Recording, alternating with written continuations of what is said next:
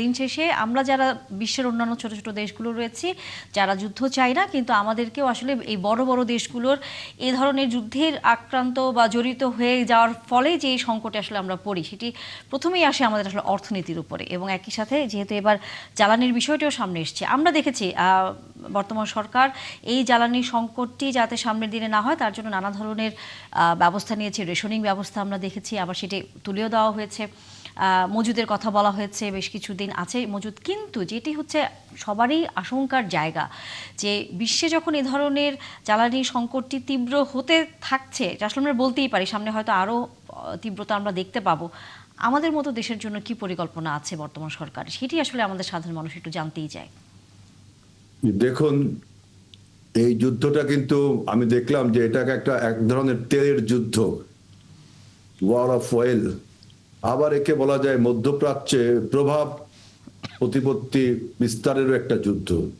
এই যুদ্ধ যদি দীর্ঘদিন চলে তাহলে শুধু বাংলাদেশ না, বিশ্বের বিভিন্ন দেশই কিন্তু ক্ষতিগ্রস্ত হবে। যেমন ওয়াশিংটন, তেল আবিব বা তেহরান যখন আপনার কেঁপে ওঠে, তখন পাশাপাশি বিশ্বের অন্যান্য দেশের মতো বাংলাদেশও কেঁপে ওঠে।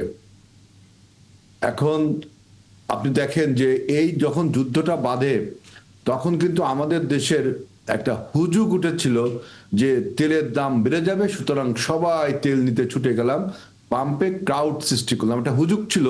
তার প্রমাণ যে আমরা কিন্তু তেলের দামটা বাড়তে দেইনি। আপনি দেখেন যে যদি অন্য কোনো সরকার থাকতো, আমরা গত ইতিহাসেও দেখেছি আপনার যুদ্ধ ইরান এবং ইসরায়েল এবং আমেরিকার যে যুদ্ধ, কিন্তু জুন মাসে একটা 12 দিনের যুদ্ধ হয়েছে।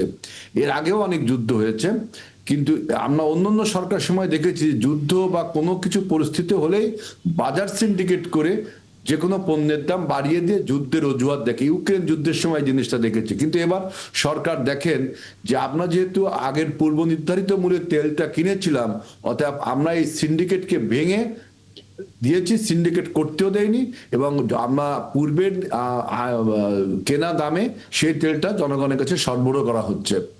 এবং দেখবেন যে আমাদের আরেকটা কূটনীতিক এখানে বিজয় আছে, যে হরমুজ প্রণালী দিয়ে যে বাংলাদেশের প্রায় 12টা জাহাজ বা 11টা জাহাজ কিন্তু ছেড়ে দেওয়া হয়েছে, যে হরমুজ প্রণালীতে বিশ্বের অন্যতম তেল পরিবহনের একটা পথ।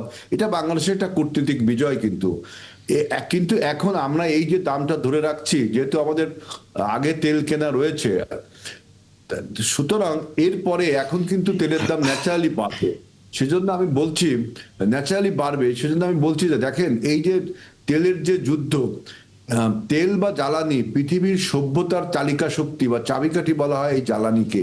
এই জ্বালানির উপর নিয়ন্ত্রণ করবার জন্য আপনার আমেরিকা, ইসরায়েল এবং তেহরানের যে যুদ্ধ, এই যুদ্ধ দীর্ঘায়িত হলে অবশ্যই আমাদেরকে সমস্যায় পড়তে হবে। কিন্তু আমাদের মানে আশার যে কথাটা আছে, সেটা হলো আমরা যদি বিশেষ করে আমি আজকে আপনারা বললেন যে ইরানের তেলের উপর নিষেধাজ্ঞা উঠিয়ে দেওয়া হয়েছে, 14 কোটি ব্যারেল তেল দেখলাম সাগরে ভাসছে, সেখান থেকে যে জাহাজগুলো ছাড়া হবে।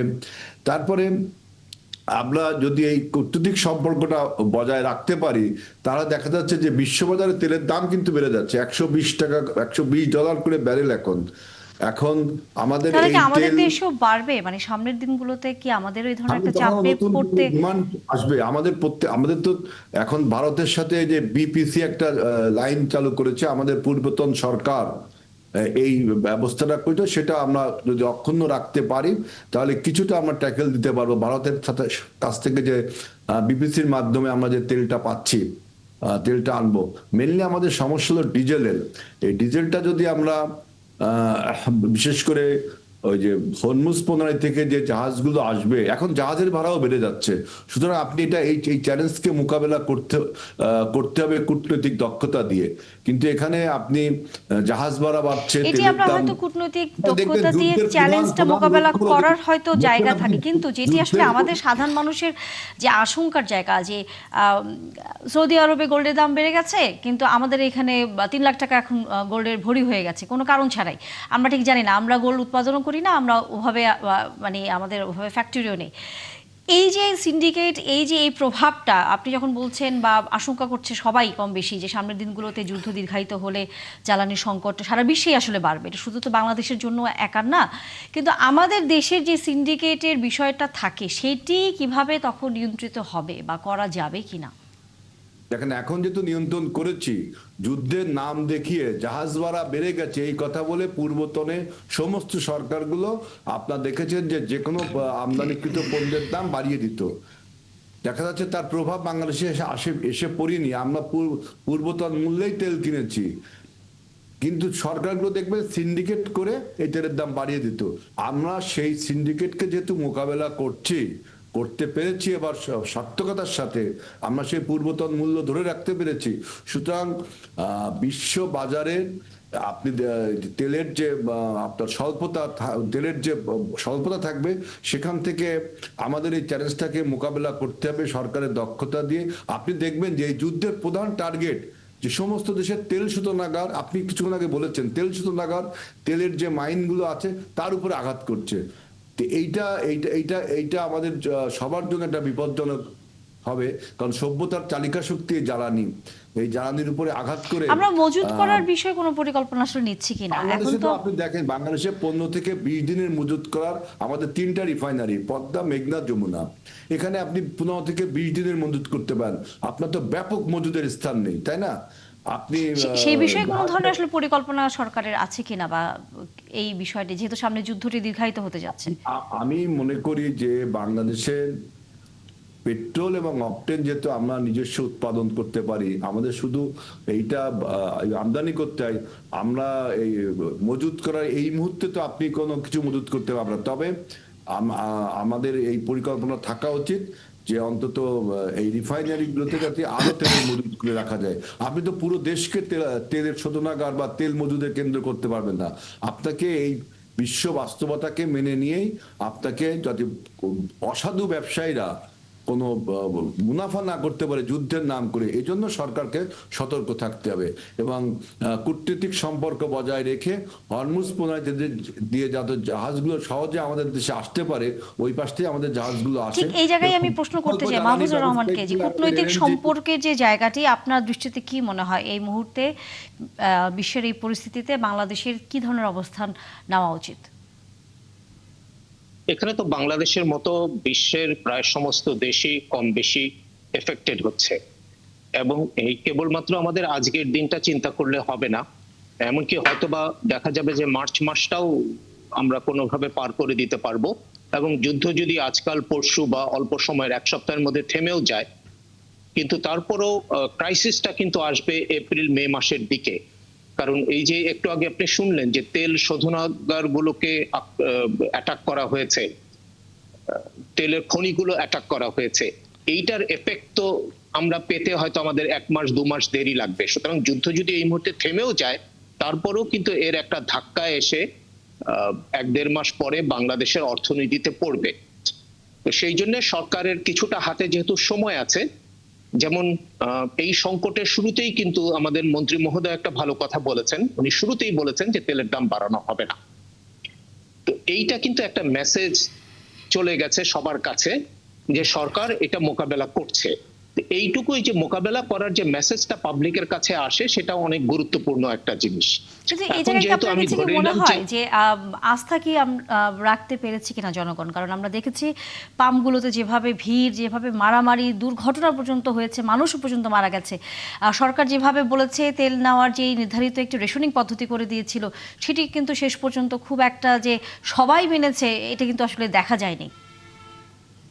এইটা আমাদের একটা সাধারণ প্রবণতা, এতে কাউকে তো দোষারোপ করার কিছু নাই, কারণ প্রত্যেকেই নিশ্চিত হতে চায় যে তার ঘরে সবকিছু মজুদ থাকবে, সেটা চেষ্টা করেছে।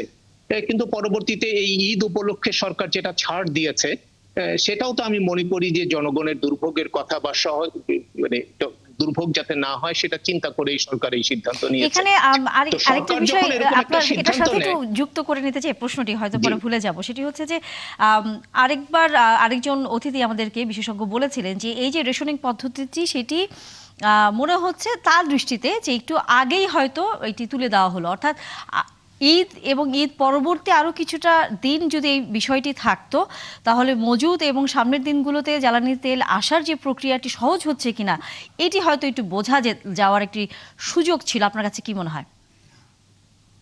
না, এটা প্রাথমিক ধাক্কা একটা যেটা এসছে এবং পরবর্তীতে ঈদ উপলক্ষে এই ছাড়টা দেওয়া হয়েছে। আমার মনে হয় এটুকু ঠিক আছে, কারণ প্রধান ধাক্কাটা আমি যেটা অনুমান করছি যে 1-1.5 মাস পরে আসবে, এবং সেই রকম ক্ষেত্রে সরকারের হাতে যেহেতু সময় আছে, সরকার এখন একটা প্রায়োরিটি লিস্ট করতে পারে যে কোন কোন খাতকে সে অগ্রাধিকার দিবে। কেননা তেল হয়তো পাওয়া যাবে, গ্যাসও হয়তো পাওয়া যাবে, কিন্তু আন্তর্জাতিক বাজারে এর দাম বেড়ে যাবে। তো দাম বেড়ে যাওয়ার কারণে স্বাভাবিকভাবেই সরকার যেহেতু আমদানি করতে হয়, সরকারের উপর চাপ পড়বে, অর্থনীতির উপর চাপ পড়বে। কিন্তু এটা যদি আমরা নিশ্চিত করতে না পারি, অর্থাৎ ভর্তুকি দিয়ে হলেও এই সরবরাহটা নিশ্চিত করতে না পারি, তাহলে আমাদের জ্বালানি অর্থাৎ বিদ্যুতের মধ্যে চাপ পড়বে, বিদ্যুৎ উৎপাদনে চাপ পড়লে আপনি দেখবেন যে শিল্প কারখানা অর্থাৎ গার্মেন্টস এর মধ্যে চাপ পড়বে, এবং অটোমেটিক্যালি আমাদের এক্সপোর্টের মধ্যে তখন গিয়ে চাপ পড়বে। এবং আরো আবার একটি কথা পাশাপাশি অনেকেই যদি বলছিলেন, দেখেন, সামনে যেহেতু বড় মৌসুম আছে, কৃষির জি জি, সেচের একটি এরপরে আপনার বিষয় থাকে। সার। সারের উপর চাপ পড়া মানে হলো কৃষি খাতের উপর চাপ পড়বে, কৃষি খাতের উপর চাপ পড়া মানে হলো আপনার তখন আবার খাদ্য আমদানি করতে জিনিসপত্রের হতে পারে। অবশ্যই দাম বেড়ে যাবে। সুতরাং হ্যাঁ, এটা একটা সিরিজ অফ অ্যাকশন শুরু হয়ে যাবে। আমরা যুদ্ধ নিয়ে কথা বলছিলাম, কারণ বড় বড় দেশগুলো যুদ্ধ করে, কিন্তু দিন শেষে দুর্ভোগে পড়ে আমাদের মতো যেসব ছোট দেশগুলো রয়েছে, শান্তিপ্রিয় দেশগুলো রয়েছে, তারাই। আম, শান্ত ভাই, আপনার কাছে যেটা আসি সেটি হচ্ছে যে প্রসঙ্গটি আমাদের অন্যান্য অতিথিরা বলছিলেন, যে একটা পর্যায়ে যখন তেলের পাশাপাশি সামনের দিনগুলোতে খাদ্য সংকটের একটি জায়গা তৈরি হতে পারে যদি জ্বালানিটা পুরোপুরি নিশ্চিত করা না যায়। সেই হিসেব করে সেখানে আপনার কাছে কি মনে হয় যে সারের একটি বিষয় থাকে, ডিজেলের একটা বিষয় থাকে, বিদ্যুতের একটা বিষয়, পুরোপুরি যুক্ত করেই তো পরে আমরা খাদ্য উৎপাদনে আসলে এক ধরনের কোনো সফলতা দেখতে পাই। সেটা নিয়ে সরকারের আসলে এখন থেকে কি ধরনের পরিকল্পনা নেওয়া উচিত? এইটা তো সারা পৃথিবী ব্যাপী দেখেন, আপনাদের হেডলাইনই আছে যে ইরান যুদ্ধ নিয়ে বিশ্বব্যাপী বাড়তি 4.5 কোটি মানুষ চরম ক্ষুধার কবলে পড়তে পারে বলে আশঙ্কা করা হচ্ছে। এখন এটা শুধু বাংলাদেশ না, পৃথিবীর সব দেশে কোনো না কোনোভাবেই ঘাটতি হবে, তার প্রভাব পড়বে। এবং এটা যেটা বিশেষজ্ঞ মতামত যেটা আমরা শুনলাম সমালোচকদের, যে প্রত্যেকটাই তো ইন্টারলিঙ্ক। এখানে আপনার পরিবহনে প্রভাব পড়বে, খাদ্য উৎপাদনে প্রভাব পড়বে, এটা শিল্প উৎপাদনে প্রভাব পড়বে, আলটিমেটলি গিয়ে রাজনীতির উপর প্রভাব পড়বে। মানে সবসময় এটা একটা ফ্যাক্ট যে পাওয়ার ইজ রিলেটেড টু পাওয়ার। মানে এনার্জি সেক্টরের যে পাওয়ার, এই পাওয়ারে যখন ক্রাইসিস তৈরি হয় তখন পলিটিক্যাল পাওয়ারও ক্রাইসিস চলে আসে কোনো না কোনোভাবে। কারণ এই পলিটিক্যাল পাওয়ার ধরে রাখতে হইলে যত দিকে মনোযোগ দিতে হয় তার সবগুলাই ওই এনার্জি সেক্টরের পাওয়ারের সঙ্গে যুক্ত, ফুয়েল পাওয়ারের সঙ্গে যুক্ত। সুতরাং যেখানে আপনার এটা একটা যেহেতু আন্তর্জাতিকভাবে একটা যুদ্ধ অবস্থা সারা পৃথিবীতে এটা ফেস করছে, এবং এটা আরও কতদিন চলবে আমরা জানি না। যেটা আমাদের রাষ্ট্রদূত মহোদয় এবং প্রফেসর তৌফিক বলছিলেন যে তিনি বিশেষ করে রাষ্ট্রদূত বলছিলেন যে উইন উইন হলে বন্ধটা সিজ ফায়ার হতে পারে, যুদ্ধবিরতি হতে পারে। এটা কিন্তু স্থায়ী চুক্তি করে যুদ্ধ বন্ধ না, যুদ্ধ বিরতি। যুদ্ধটা বিরতি হয় একটা কৌশলের অংশ। যখন তারা দেখে যে তার কোনো না কোনোভাবে তার রসদের ঘাটতি পড়েছে, তার যোদ্ধারা ফ্যাটিক হয়ে গেছে বা সংখ্যা বাড়াতে হবে, এক্সচেঞ্জ করতে হবে, কোনো না কোনো ইস্যু সামনে আসলে তখন উভয়ের পক্ষ কৌশল হিসেবেও অনেক সময় যুদ্ধ বিরতির কৌশল নেয়। মানে বিরতি মানে হচ্ছে একটা 2টি এপিসোডের মাঝখানে একটা টাইম নিলাম আমি, আবার যুদ্ধের জন্য প্রস্তুত হওয়া। কিন্তু এরকম যদি বারবার তারা যুদ্ধ করতেই থাকে আর এরকম যুদ্ধ হয় রাজায় রাজায় আর উলুখাগড়ার প্রাণ যায়, সেই অবস্থায় আমরা সবাই সাফারার হই। সেই ক্ষেত্রে আন্তর্জাতিকভাবে যারা এখন মধ্যস্থতা করতে চাচ্ছে তাদের অ্যাটিচিউড এবং কথার সুর দেখলে আমরা বুঝবো যে আসলে যুদ্ধটা বিরতির দিকে বা বন্ধের দিকে যাচ্ছে কিনা। কারণ ইরানের উপরে যুদ্ধটা চাপিয়ে দেওয়া হয়েছে, এখানে কার্যত ক্ষতিগ্রস্ত ইরান। আমেরিকা ইসরায়েল কোনোভাবেই ক্ষতিগ্রস্ত পক্ষ না, কারণ তারা নিজেরা যুদ্ধ চাপিয়ে দিয়েছে, নিজের আগে হামলা করেছে, তা ইরানের শীর্ষ নেতৃত্বকে হত্যা করেছে, তাদের গুরুত্বপূর্ণ স্থাপনা ধ্বংস করেছে, তাদের স্কুলের শিক্ষার্থীরা পর্যন্ত এই হত্যাকাণ্ড থেকে রক্ষা পায়নি। আর আমেরিকা যেহেতু যুদ্ধাস্ত্রের ব্যবসা করে, সেই জন্য এই যুদ্ধ তাদের একটা ব্যবসা ক্ষেত্র। যত বেশি যুদ্ধ হবে নিজেরাই চাপিয়ে দেখবো, অন্যদেরই হোক, তাদের ব্যবসা চলমান। তারা আবার এই তেল গ্যাস ক্ষেত্রগুলো তাদের দখলে নেয় এই যুদ্ধের মাধ্যমে। ফলে এন্ড রেজাল্টে গিয়ে আমেরিকা কখনোই কোনো যুদ্ধে এইভাবে ক্ষতিগ্রস্ত হয় না। হয়তো একটা দেশ থেকে তাদের গুটিয়ে যেতে হয়, তাতে আমরা আপাত দৃষ্টিতে মনে করি যে তাদের পরাজয় হয়েছে, কিন্তু অর্থনৈতিকভাবে আমেরিকা যুদ্ধে পরাজিত হয় না, তারা লাভবান হয় এবং তাদের মূল টার্গেট ওইটাও থাকে। একদিকে প্রভাব বিস্তার, আর একটা হলো অর্থনৈতিকভাবে লাভবান হওয়া। সেই দিক থেকে আমেরিকা তো কোনোভাবে ক্ষতিগ্রস্ত বা পরাজিত শক্তি না ওই সেন্সে। ইসরায়েলও তা না। সুতরাং যারা মধ্যস্থতা করছে তাদের টোনটা যদি এরকম হয় যে যুদ্ধ বন্ধ হবে, চুক্তি হতে হবে আন্তর্জাতিক মধ্যস্থতায়, এবং ইরানকে কম্পেনসেট করতে হবে যে তার উপর আপনি অন্যায়ভাবে আক্রমণ করে তার এই ক্ষতিগ্রস্ত করেছেন, এবং চাইলেই যেন আমেরিকা বা ইসরায়েল যখন তখন এই এটা চুক্তি শেষ চাপিয়ে দিতে পর্যন্ত না পারে, আসলে আবার মানানো যুদ্ধ যাবে কিনা না করতে সেই পারে। প্রশ্নটি অবশ্য থাকে। সেটা করতে না পারলে ইরান কিন্তু ইতিমধ্যে দেখিয়েছে যে আমেরিকা, ইসরায়েল বা তাদের মিত্ররা যা ভেবেছিল যে ইরান আসলে নিঃশর্ত সেরকম আত্মসমর্পণ দুর্বল করিয়ে না। ফেলবে এত সহজে, সেটি পারেনি। এটা জিওগ্রাফিক্যাল কারণে হোক অথবা দীর্ঘদিন ধরে ইরানের আভ্যন্তরীণ প্রস্তুতির কারণে হোক, এবং তারা জানতো তাদের এই যুদ্ধ ফেস করতে হবে, ফলে তারা যুদ্ধের জন্য তাদের সৈনিক তৈরি করেছে। ফলে এটা এত সহজ হবে না। ইরানের আর বিশেষ হারানোর কিছুও নাই, ফলে আমেরিকার হারানোর অনেক কিছু আছে। এখানে পে করতে হবে আমেরিকাকে, পে করতে হবে ইসরায়েলকে এবং তাদের বন্ধুদের। সুতরাং এটা এত সহজ হবে না। আর আমাদের প্রস্তুতি থাকতে হবে এবং জনগণকেও তৈরি করতে হবে। সরকারের যেরকম প্রস্তুতি লাগবে যে কিভাবে কৌশলগতভাবে এটা ট্যাকেল করবে, পাশাপাশি জনগণকে প্রস্তুত করতে হবে যে এই সংকটটা আমরা তৈরি করিনি এবং চাইলেই আমরা মুহূর্তের মধ্যে সব সমাধান করতে পারবো না। যেমন আপনি বলছিলেন যে রেশনিং নিয়ে বলছিলেন যে এই রেশনিংটা ঈদের সময় করে এটা আর্লি হলো কিনা, আরো পরে করতো কিনা কোনো বিশেষজ্ঞ বলছেন। ঈদের সময় এখন যদি আপনার রেশনিং প্রথাটা বন্ধ না করতো, পরিবহন খাতে নৈরাজ্য আরো অনেক বেড়ে যেত।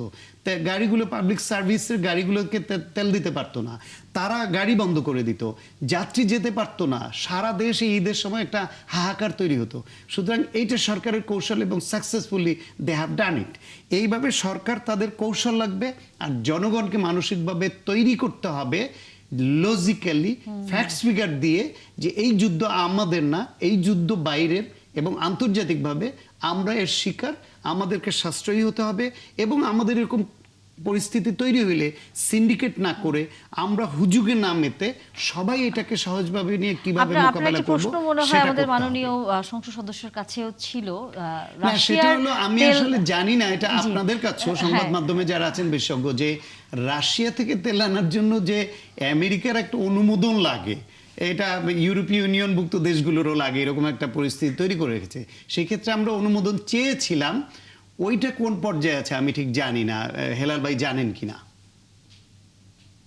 আমি বলেছি যে এই যুদ্ধে আমাদের যে সম্ভাবনাটা আছে, মানে তেলের বা জ্বালানির, সেটা হলো যে আমরা একটা বিকল্প জ্বালানি ব্যবস্থা, বিশেষ করে এই যে আমরা যে ফসিল ফুয়েল, এর থেকে আমরা যদি রিনিউয়েবল এনার্জি তৈরি করতে পারি, বা নিজস্ব গ্যাস অনুসন্ধান, নিজস্ব এটা আমরা যদি করার একটা সুযোগ হচ্ছে, এবং বাজারের একটা বৈচিত্র্যকরণ। যেমন আমরা এখন যদি শুধু আপনি এই সমস্ত দেশের উপর মধ্যপ্রাচ্যের উপর নির্ভরশীল না হয়ে যদি অন্য কোনো গন্তব্য, যেমন ব্রুনাই, সিঙ্গাপুর, এখান থেকে আপনি যদি আনতে পারেন। আরেকটা হলো যে আমাদের যে গভর্নমেন্ট এটা উদ্যোগ হতে পারে, যেমন আমরা IMF থেকে, তারপর ইসলামী উন্নয়ন ব্যাংক থেকে যদি মানে আপনার স্বল্প সুদে ঋণ নিয়ে আমরা আমাদের জ্বালানি মজুত রাখতে পারি, জ্বালানি আমদানির একটা সুযোগ আমাদের থাকে। এই যে তিনটা ব্যবস্থার কথা বললাম, যে বিকল্প জ্বালানি, বিকল্প বাজার তৈরি করা, তারপর সরকারের একটা ইনিশিয়েটিভ নেওয়া যে আমরা ইসলামী ব্যাংক, তারপরে IMF থেকে, ইসলামী উন্নয়ন ব্যাংক যেটা, এখান থেকে আমরা লোন নিয়ে সাশ্রয়ী মূল্যে জ্বালানি আমদানির সুযোগ আমাদের থাকে। এইগুলো ছাড়া আমি অন্য কোনো চিন্তা আমার মাথায় আসছে না। কারণ তেল হলো, আমি প্রথমে বলেছি যে আপনার সভ্যতার একটা চালিকা শক্তি এই তেল। এবং দেখবেন যে যুদ্ধটা হচ্ছে সমস্ত তেলের খনির উপরে, তেল শোধনাগারের উপরে আক্রমণ করা হচ্ছে। এই তেলের বাজার দখল করবার জন্য, এইটাকে জন্য বলছি যে তেলের যুদ্ধ। এটা একটা বাংলাদেশের মতো ছোট্ট একটা দেশ এবং অর্থনৈতিক ছোট্ট একটা দেশ, তাদের এই বিকল্প জ্বালানি খোঁজার এবং বাজারের সোর্সিংটা বাড়ানো, মধ্যপ্রাচ্যের উপর নির্ভর না হয়ে আমরা পূর্ব এশিয়ার দেশগুলো, বিশেষ করে সিঙ্গাপুর, এবার মধ্যপ্রাচ্যের ব্রুনাই, এইসব জায়গাতে আমাদের আনতে পারি এবং এলএনজির ব্যবহারটা বাড়িয়ে দিতে পারি। এইভাবে আমাদের এই সমস্যার সমাধান করতে হবে যদি যুদ্ধ লিঙ্গারিং বা লঙ্গার অর্থাৎ টাইমের জন্য হয়। সামনের দিনগুলোতে বিকল্প আরো অনেকগুলো দেশের সাথে সরকার হয়তো উদ্যোগী হবে কূটনৈতিক দিক থেকে এই সংকটটি মোকাবেলা করবার জন্য। রিনিউয়েবল এনার্জি, এখানে বিকল্প জ্বালানি, রিনিউয়েবল এনার্জিতে মন দিতে হবে। আপনার শুধু ফসিল ফুয়েলের উপর নির্ভর করলে হবে না, রিনিউয়েবল এনার্জিতে আমাদের মনোযোগ দিতে হবে।